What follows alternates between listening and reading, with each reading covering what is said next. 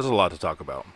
Things are getting a little hairy out there. This is all just a culmination of everybody being inside for so long, getting restless, being upset with their situation, feeling not free. And then you've got people who are perpetuating the story that COVID is the most dangerous thing that we've ever faced. And then you've got people perpetuating the story that COVID is not even real. So tensions are high, and they're getting heightened more and more all the time because, well, I've got some theories on why. Okay. Can you kill the AC? Okay, so what are your thoughts on what's happening right now? I think that before all of the rioting and everything, they had the most opportune moment to come together. The citizens, the people who live there, had a really, unfortunately, good chance to stand up, to come together, to band together, to say, we're not going to take this anymore. I don't know what the solution would have been, but it's not what's happening right now. They had their chance to really show up, and they blew it. Okay, so sort of. I think they were on the right path. Yeah. Honest to goodness, George Floyd was absolutely murdered. Oh yeah. Cold blood. We murder. have the video to prove it. The guy who did it is not in custody still. We have video of him committing murder, and he's still not in custody. That's nonsense. Yeah. So there were people rioting. Now, I think the mayor of Minnesota did a good job saying this was wrong at every level. Yeah. He absolutely condemned what happened. They fired the police officer. Anyway, yes, they had a chance to rise up and say the police have become oppressive and we're not going to be the oppressed. So you've got rioting that happened because of this murder. And then it turned into looting. And what I've noticed over and over and over is that we are hearing the terms rioting and looting, as if they're the same thing. Rioting is a response of the oppressed to overtake their oppressors. Looting is the oppressed becoming the oppressors. Yeah. I mean, and we're talking about people's homes.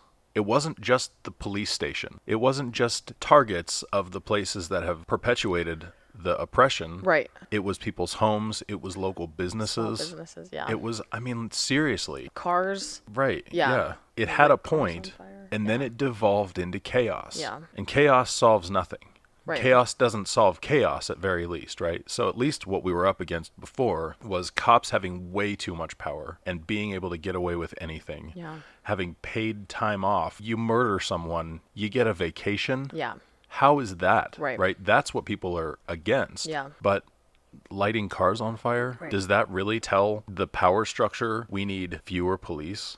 And I really do believe we need a police force. We just need a more honest structure for our police force. Yeah. A couple years ago, I got a call from a police officer doing a fundraising thing. And this is like tensions were high between the police and civilians because we saw over and over and over. It was like Eric Garner. We saw like people being oppressed, people being murdered, unarmed people, low-level offenses or no offenses at all, being murdered by police with there being little to no repercussions, if not a reward. So as tensions are super high, the police are trying to rebuild their reputation with the people. So I get this call, and it's this cop. I don't know if it was a cop or if it was someone just doing a fundraiser for the police station or whatever. Yeah. But he said, we are gathering donations to help rebuild the public opinion of the police. And this guy called the wrong guy.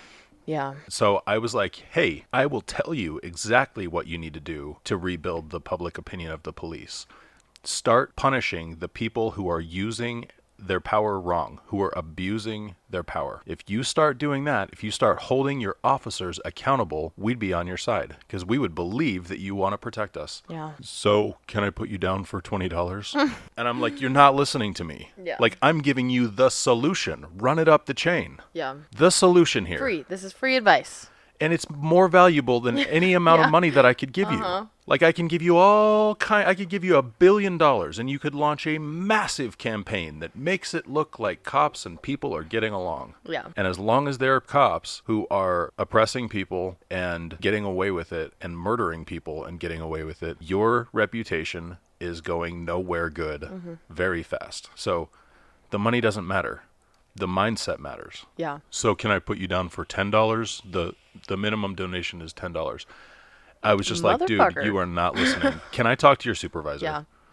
Did he let you? No. No. No, of course not. Well, okay, well, I'm just here to take donations. And I'm like, you need to talk to somebody about this or put me on the phone with someone else. Well, I can't do that, sir.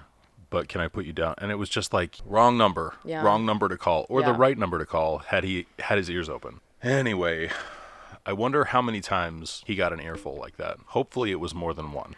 Yeah. Until he eventually just quits and says, hey, nobody wants to give us money. I don't know why. That's weird. So back to this whole rioting and looting thing. There's a big difference between rioting and looting. And your ears should perk up when you start hearing terms over and over repeated, like there's rioting and looting and whatever, rioting and looting, as if they're the same thing. They are not the same thing. Rioting is civil disobedience, and I believe that it is necessary for the people not to lose the power that they have. Totally. Looting is nonsense. Looting debases your cause. Is setting cars on fire part of looting? Or is that part of rioting? I don't know. There's vandalism. I mean, like protesting. It's all a continuum. So there's protesting that kind of blends into rioting, and rioting that kind of blends into looting. Okay. If you are stealing something from someone else, if you are doing something that you would not want to have done to you for no reason, and I don't care how much you want to tell me, George Floyd was murdered, so I have the right to steal a big screen TV. Right. It's just not real life. Okay. I saw something this morning. This was a Twitter account from Angela Stanton King. Go look it up. It was two guys who found a pallet. This is, I believe, in Dallas. They found a pallet of bricks sitting on a street corner outside of this big glass building. Okay. And one guy is saying, there's no construction here. Why is there a pallet of bricks laying right here? And so the other guy is saying, basically, they're baiting us. They're trying to get us. What the fuck? What the fuck indeed? Yeah. But he saw it. That's the great thing. That he was like, hold on a second. There is no construction around here. Why is this pallet of bricks sitting here? Ready for us to pick up. There's this theory that George Soros is basically, and George Soros, absolutely one of the puppet masters. Yeah. In 100 years, we're going to look back. You know, everybody gets the philosophical question, if you could go back in time and shoot Hitler in the face before World War II, would you do it? George Soros is like, he's Hitler, but just behind the scenes. He's a terrible, terrible person. Yeah. If ever there was a high-level psychopath, this is the guy. So anyway, I don't know if he has anything to do with any of this, but there's a whole bunch of stuff. I don't know. There was a tweet that came out that said something about, I've got a buddy who is a police officer in Minneapolis, and he said that George Soros was whatever. And I'm like, first of all, I don't know how a Minneapolis police officer would have any idea about what George Soros is actually doing, right? Okay. How would he know that? I guess I don't know. I didn't want to give it all that much credence at first, but then there's this pallet of bricks waiting to be thrown through glass storefronts. Anyway, I think we need to really, really pay attention. We need to band together as people, and man, as long as we accept being divided, they will allow us to be divided. It's exactly what is necessary for us not to overtake the current power structure. That's what they need. They need us to be divided. If we're not, they're screwed. Yes. So let's turn a protest into a full-on riot. The one thing that I think didn't happen right in Minneapolis, the cops should have been arrested immediately without bail. We have a video of a murder. Yeah. He should have been arrested on the spot. That was wrong. Anyone else, if it had been anyone else, that person would be picked up like that. No questions asked. What do you have to say for yourself? Well, it doesn't matter because we've got you on video committing murder. That's why the people were rioting against the police department. The police department should have gone and picked this guy up. And I'm all about them rioting at the police station. Burn it down. And that's why at the beginning I said they blew it to a point, because I think like stuff like that, I'm sorry, but burn it down. I'm sorry, and but I mean, burn seriously, it down. like that's how I feel. If you think about our justice system being, it being necessary for our justice system to kind of make examples of people. Now, a lot of the time that we hear about that, they're making the wrong examples of the wrong people. Yeah. I think going way beyond a reasonable punishment to show other people that like we're not going to stand for this. Yeah. I think justice was done for McDonald's during the hot coffee case, and I'm getting wildly off topic, but I will bring it back. So the woman who spilled the coffee on herself, I had this picture in my mind, and I'm thinking, okay, she's like 25-year-old, hothead, driving down the highway, trying to multitask, and some middle-aged, stay-at-home alcoholic mother with her Karen haircut. With her, I need to speak to your manager. I really do feel bad for anyone named Karen right now. That name is just getting dragged through the mud. Poor Karen. Anyway. Poor real life Karen. I don't know. Nothing like that. Debbie, Nancy. Oh my gosh. Anyway, sorry. Let's stop. Okay. Sierra. Anyone named Sierra? Ugh. You gotta cut that part out. Nope, not happening. Okay, driving down the highway, probably speeding. This is what I'm picturing. She spills her own coffee, which she should have known was hot, on herself and hurts herself, and then sues someone else for her reckless behavior. Yeah. This woman was like 170. Yeah. First of all, she was old. Mm-hmm. Some people knew that. What nobody saw was the photos of her third-degree burns all over her thighs. Here's the problem with the whole thing. Yeah, this McDonald's, is the problem. Yeah. Here's the crux of it. Here's what changed my mind about that. She really, really got hurt. Mm-hmm. She was not the first one.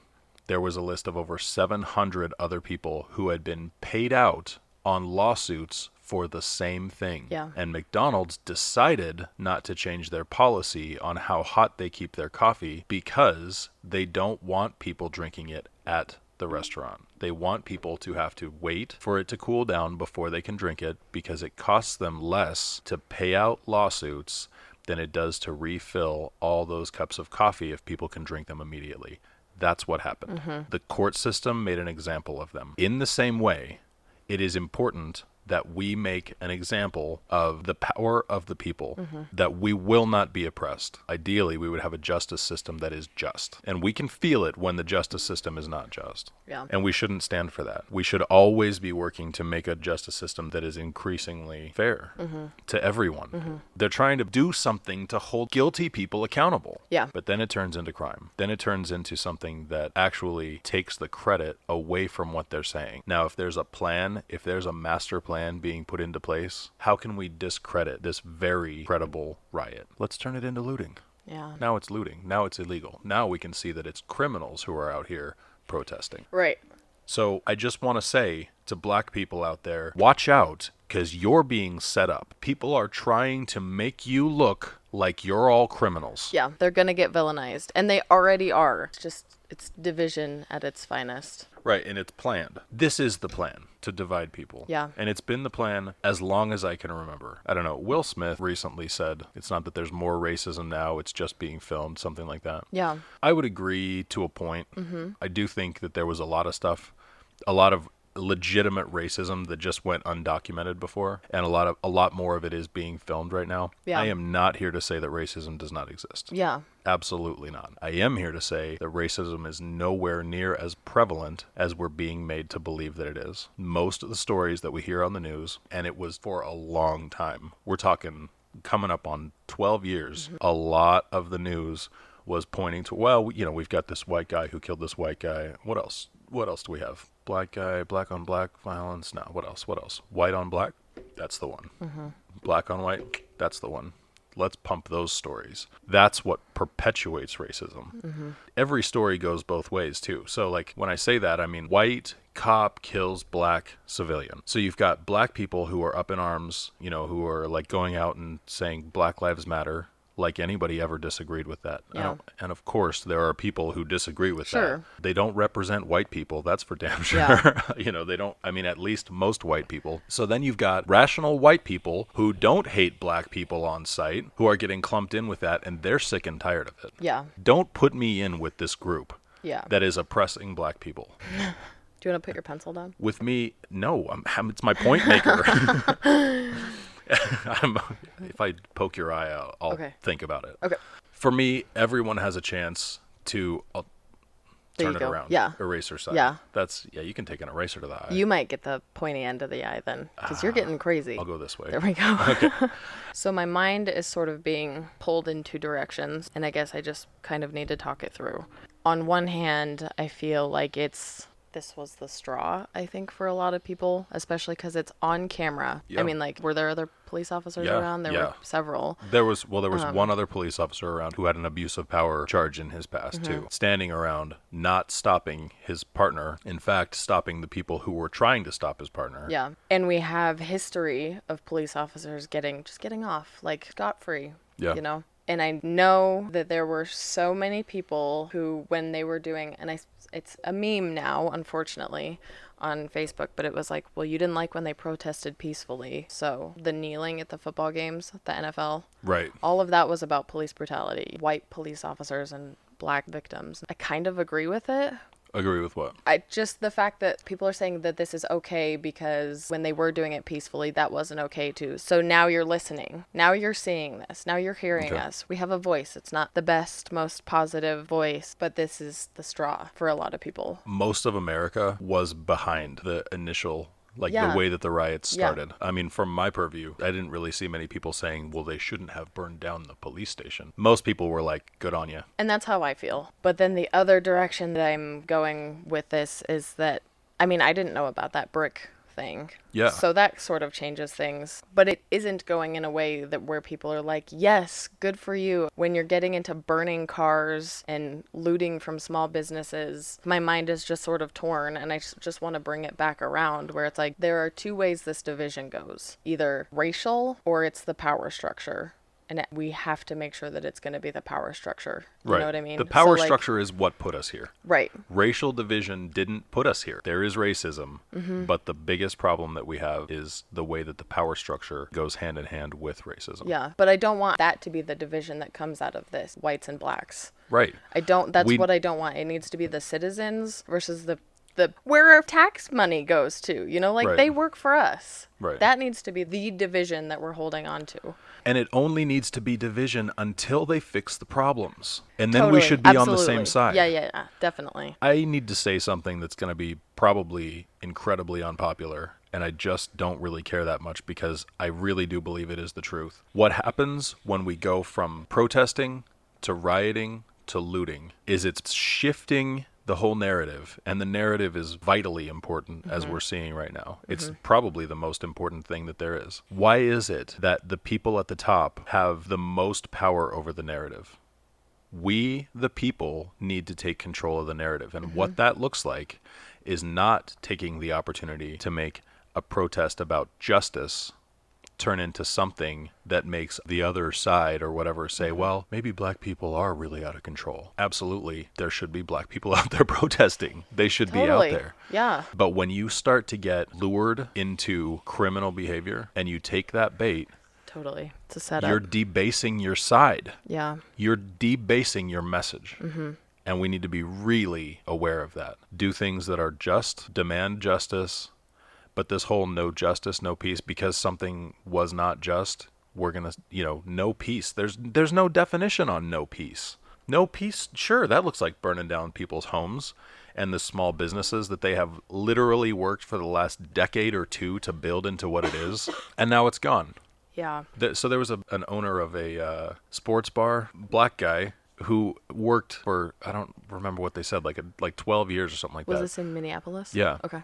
Building up a sports bar, and it got looted.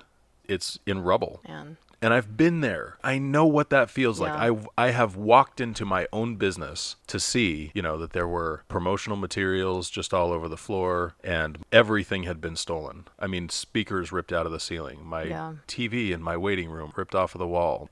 Everything gone.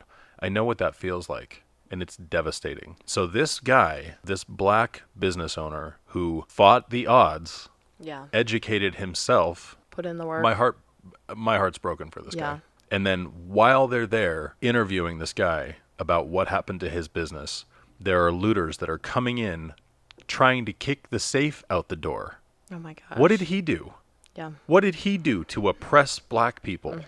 What is happening? When you said that this is all coming after this quarantine, people are so agitated right now. I mean, everybody's on edge. I mean, if you're talking about the straw that broke the camel's back, there's so much that has gone into this right now. So this is all of the Black Lives Matter and the police brutality and all of this stuff. But then you have all of this COVID nonsense, and you are absolutely right. I mean, like, people are really tense.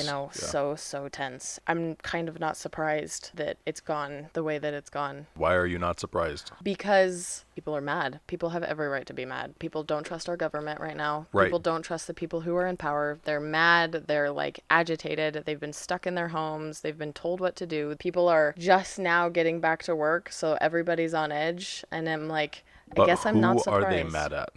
The problem here is that we haven't decided who we're mad at. Yeah. That's not to say that everyone hasn't decided. Most people have decided, but then you've got people who are just mad. And they're mad at everyone. And so somehow they're mad at this sports bar owner who has put his life's work was building up this business, and his business is gone. If he'll be able to open back up, it's possible based on an insurance claim, some crowdfunding, and some serious awareness. But I mean, people whose anger is pointed in no direction are why that happened. Mm-hmm. That shit has to stop. Yeah, that's true. Yeah. If you're out protesting and you see that stuff happening, it is your obligation to protect businesses and homes from things like that.